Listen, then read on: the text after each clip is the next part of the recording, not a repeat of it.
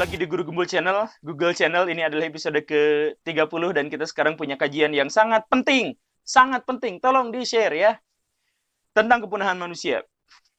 Baraya begini, para ilmuwan zaman sekarang banyak yang mengidentifikasi zaman ini, banyak yang mempromosikan bahwa zaman ini itu adalah zaman kepunahan ke-6.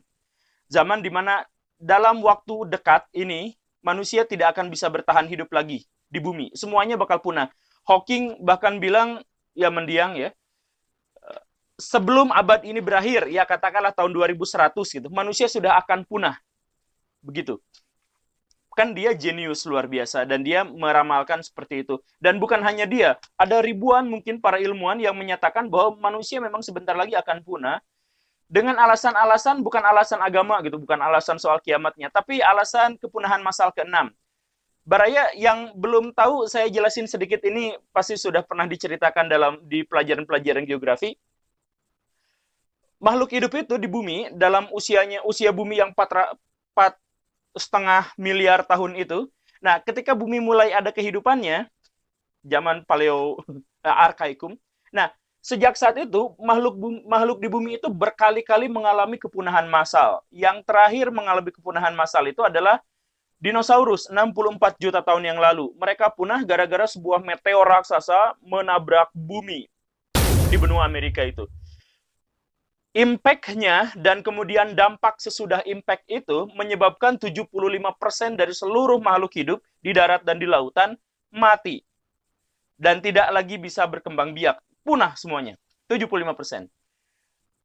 Nah, sebelum-sebelumnya lagi ada kepunahan massal, berkali-kali kepunahan massal itu sampai ya sekarang itu yang ke-6 katanya. Dulu waktu robekan Siberia itu, waktu benua Eurasia dulu itu sampai robek. Dulu belum Eurasia namanya, tapi kalau sekarang di wilayah Rusia itu robek. Jadi litosfernya robek sehingga lapisan astenosfer bumi itu terlihat keluar semuanya laharnya, dan itu menyedot oksigen dalam jumlah yang sangat besar. Nah, itu 90% makhluk hidup punah. Jadi ya intinya selama ini kita sudah mengalami 5 kali kepunahan massal, dan para ilmuwan menyatakan hari ini sekarang sebelum tahun 2100 kita mengalami kepunahan massal ke-6. Apa penyebab dari kepunahan massal ke-6 itu? Polusi udara, perubahan habitat yang signifikan, perubahan iklim, yang semuanya itu disebabkan oleh manusia. Kok mereka sampai menyatakan kepunahan massal seberapa parah? Ya sangat parah, karena dalam 1 abad saja, dalam 1 abad, setengah dari hewan liar, setengah dari hewan-hewan yang ada di bumi itu punah gara-gara manusia. Dalam waktu 1 abad, artinya dalam abad berikutnya kita bisa aja memusnahkan seluruh makhluk hidup. Kemudian setengah dari seluruh cadangan energi dunia yang tidak terbarukan itu juga sudah habis kita pakai. Habis kita pakai, dan kita tidak akan menggunakan lagi sumber energi tak terbarukan lagi nanti. Dan alam liar sekarang, alam liar itu hanya 5%-an. Sedikit sekali. Ya banyak sih, masih banyak yang ijo-ijo, yang sawah-sawah, yang ladang-ladang gitu kan, masih banyak yang ijo-ijo, hutan lindung. Tapi itu kan semuanya untuk kebutuhan manusia.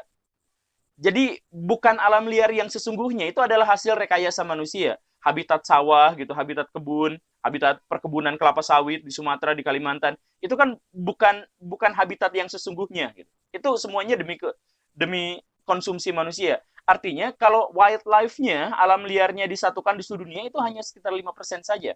Sedikit sekali. Nah, dan itu terjadi hanya dalam waktu kurun 1 abad. Inilah yang menjadi pemicu para ilmuwan menyatakan sekarang itu kita sedang bukan lagi diambang, sedang dalam proses kepunahan massal. Tetapi Baraya, kalau kita urutkan apa yang menyebabkan kepunahan massal itu, manusia, oke, betul sekali, manusia, kita yang merekayasa alam terlalu signifikan sampai alam tidak bisa tidak bisa membalasnya, ya anggaplah begitu. Tetapi dari manusia yang bermasalah ini, inti dari masalahnya itu adalah populasi manusia yang bertumbuh terus-terusan. Jadi bukan hanya gara-gara perilaku manusia. Kalau gara-gara perilaku manusia, sejak dulu perilaku manusia memang cenderung merusak alam, memang benar. Tapi yang sekarang jadi masalahnya itu adalah manusia terlalu sehat, manusia terlalu kebal penyakit atau bisa mengatasi berbagai penyakit, manusia bisa merekayasa tubuhnya agar pas baru lahir, bayi yang lahir tidak cacat atau berhasil diselamatkan dari kematian, dan lain sebagainya, sehingga populasi manusia itu bertumbuh terlalu signifikan. Daya tampung bumi idealnya untuk manusia itu hanya 500 juta. Hanya 500 juta. Kalau manusia mau hidup seperti orang-orang Eropa dengan standar orang Eropa, itu maksimal penduduk bumi hanya 2 miliar. Itu udah maksimal banget gitu.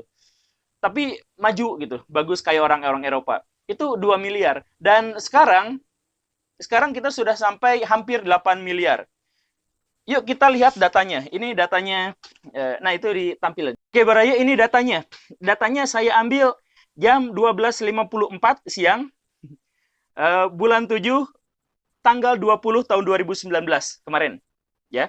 Nah, angka penduduk bumi pada detik itu adalah 7.718.827.711 orang. Itu pada detik itu. Karena manusia itu per menit naiknya yang lahirnya sekitar 250 sampai 300 orang dan yang meninggalnya, yang meninggalnya sekitar 100 orang per menit. 100 sampai 110 orang per menit yang meninggalnya dalam 1 menit, sedangkan lahirnya segitu. Jadi ada surplus kelahiran sekitar 150 sampai 180 orang per menit. Itu per menitnya. Nah, untuk hari itu saja ya, yang tanggal 20 bulan Juli tahun 2019 itu, hari itu saja, di tengah hari, yang sudah lahir ke bumi itu 200 ribuan orang, yang meninggalnya 87 ribuan orang, dan sehingga surplusnya adalah 120.451 orang yang lahir, yang jadi surplus pada hari itu aja, sehari. Jadi sehari itu 120.000 orang. Nah, dalam tahun itu, tahun 2019, sampai bulan Juli, tanggal 20, sudah kenaikan manusia itu 44.887.747 orang. Artinya, dalam setengah tahun, kita sudah menambah populasinya, ini sudah dikurangi dengan yang meninggal ya, populasi yang bertambah itu adalah 44 juta. Artinya diperkirakan dalam waktu 1 tahun kita nambah 80 jutaan. 80 juta itu satu negara. Negara apa itu? Intinya setiap tahun populasi manusia itu bertambah terus-terusan dan terlalu banyak. Diperkirakan ya, diperkirakan kita sampai 81 juta orang. Waktu tahun 2018 kemarin, pertambahan penduduk kita itu adalah 557.224 orang. Tahun 2018. Yang bertumbuhnya saja, bayi-bayi yang dilahirkan setelah dikurangi dengan orang yang meninggal, itu jumlahnya segitu. Artinya manusia itu bertambahnya terlalu signifikan. Sedangkan batas maksimal bumi itu, kata para ilmuwan, itu hanya 9 miliar. 9 atau 10 miliar. 10 miliar kalau kita mau puasa. Coba kita lihat di Indonesia. Mana di Indonesia?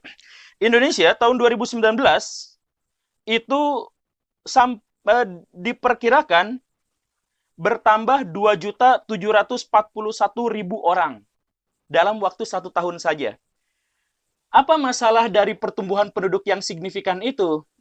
Baraya begini nih, oke lah, kita Indonesia itu kita bulatkan jadi 3 juta aja lah, 3 juta orang per tahun kita bertambahnya.